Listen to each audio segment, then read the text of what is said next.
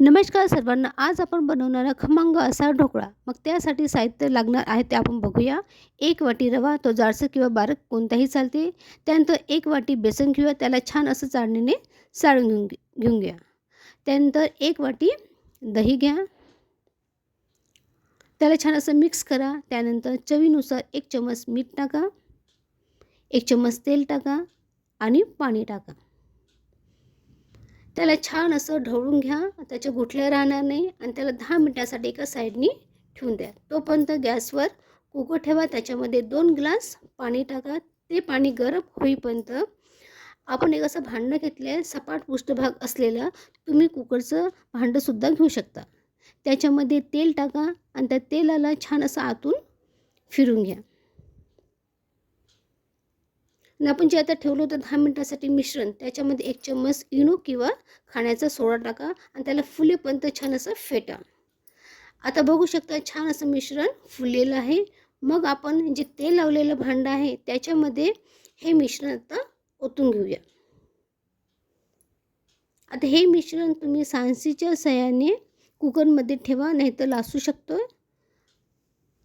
आता कुकरचं झाकण लावून घ्या, पण शिट्टी लावू नका. कुकर 15 ते 20 मिनिटासाठी सुरू ठेवा गॅस आणि कुकर थंड झाल्यावर तो तुम्ही काढा.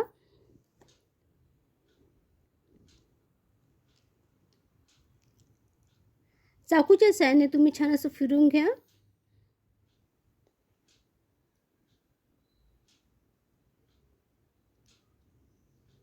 आता एका प्लेटमध्ये काढा.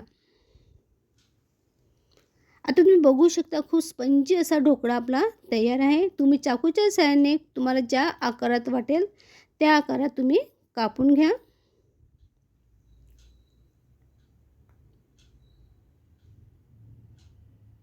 आता या तडका देण्यासाठी आपण तेल गरम करूया, त्याच्यामध्ये मोहरी टाकूया. ती तडतडल्यावर त्याच्यामध्ये हिंग टाका आणि बारीक चिरलेली हिरवी मिरची टाका.